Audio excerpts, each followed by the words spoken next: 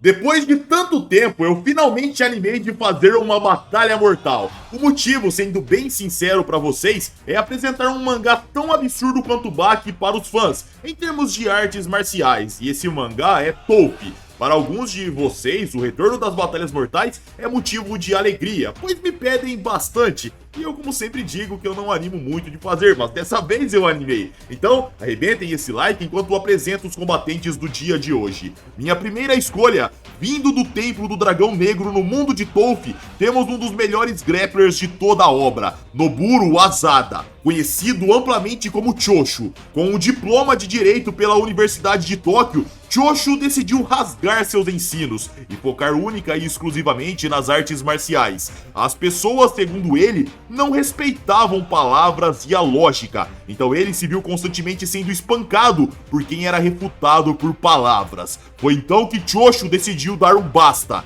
Ele foi até uma academia de Shoten Fighting e depois de se especializar no local, ele migrou até o Templo do Dragão Negro a fim de elevar seu patamar. Lá ele tornou-se um monstro e ganhou a alcunha de rato, mas também aquele que quebrou mais de 3.000 ossos. Choshu é um homem pequeno, menor que Kibo, que tem em torno de 1,70 m.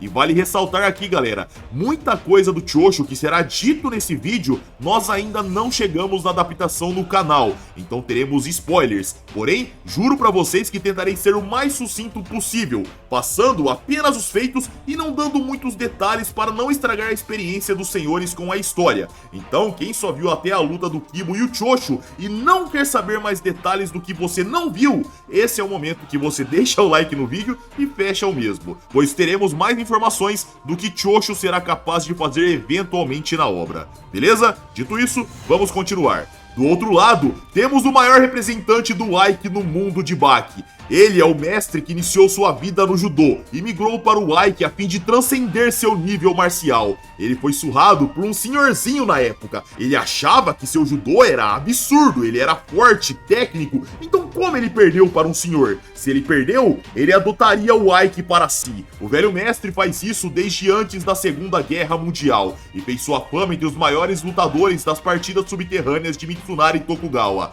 Diferente de Choshu, temos acesso às medidas do mestre, 1,55 m, 47 kg, e é um erro julgá-lo pela aparência. Ele dispensa apresentações, mas seu nome é Gouki Shibukawa. E para começar a nossa análise, iremos citar as características gerais de cada personagem. Primeiro, Choshu, que apesar da aparência, possui características físicas sobre-humanas. Força, velocidade e resistência acima de qualquer coisa que encontramos no mundo real. Os sentidos de Choshu são drasticamente aprimorados. Ele é capaz de realizar autocirurgias e adaptações ósseas facilmente durante o combate ainda por cima.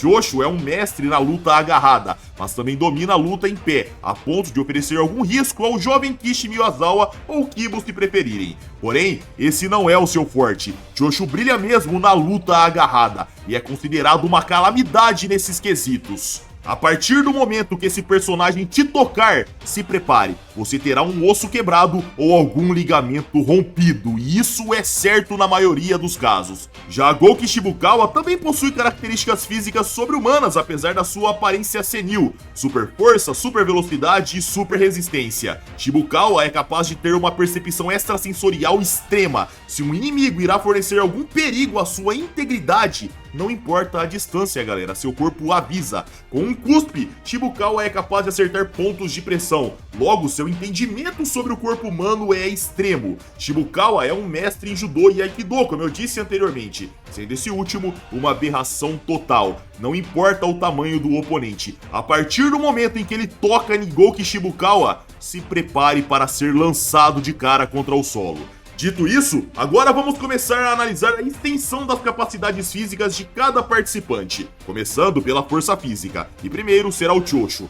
ele que é capaz de rivalizar com a força física de um homem chamado Rodoma, a aparição do Templo do Dragão Negro. Rodoma, com um único soco, era capaz de lançar um touro de 500 quilos pra longe e nocauteá-lo. Choshu podia rivalizar com o Kibo, de 17 anos, que tinha força o suficiente para quebrar estruturas como paredes, veículos ou grandes objetos. Porém, sua real capacidade física se encontra na parte de agarrar. Quando ele aperta um oponente com um nível de força equivalente ao seu, não importa que são equivalentes, o alvo será quebrado facilmente. Sua técnica lembra muito a de Nomi no Sukune, no sentido de quebrar ossos, pois Choshu também quebrava costelas com as mãos. Porém, Choshu não é tão massivamente poderoso, mas é muito mais técnico e preciso. Presenciar ele quebrando ossos e rasgando tendões dá gastura, e é a sensação de uma verdadeira cirurgia. Choshu aprendeu e dominou 1500 técnicas diferentes de chaves de articulação e estudou o corpo humano até o último detalhe.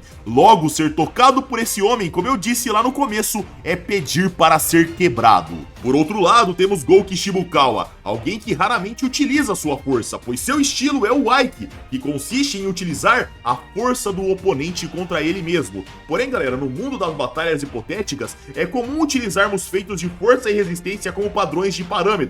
Ambos se nivelam. Logo, permita-me usar o exemplo de que Orochidopo era alguém capaz de eliminar tigres com seus golpes, destruir paredes e grandes estruturas. Jack Hama, por outro lado, era mais forte do que Garland, que tremeu todo o Tokyo Dome com um único golpe. Então podemos concluir que Shibukawa, que sobreviveu aos golpes desses monstros, deve ter uma força capaz de rivalizar com eles, pois foi acertado em cheio. Mas como eu disse, Shibukawa não apresenta grandes feitos de força física, ele sempre utiliza a força do seu oponente contra ele mesmo. Porém, vale ressaltar que Shibukawa já foi capaz de causar dano com seu soco a ninguém menos que Miyamoto Musashi. E no mundo de Baki, esse personagem é uma calamidade. E aproveitando que falamos sobre resistência, vamos falar dela justamente agora. Começaremos por Choshu novamente, que como eu disse, foi capaz de sobreviver ao soco de surpresa de Rodoma, que era capaz de nocautear e jogar um touro de 500 quilos pra longe com um único golpe. Choshu também levou uma cotovelada do mesmo, na qual seu crânio foi partido em dois,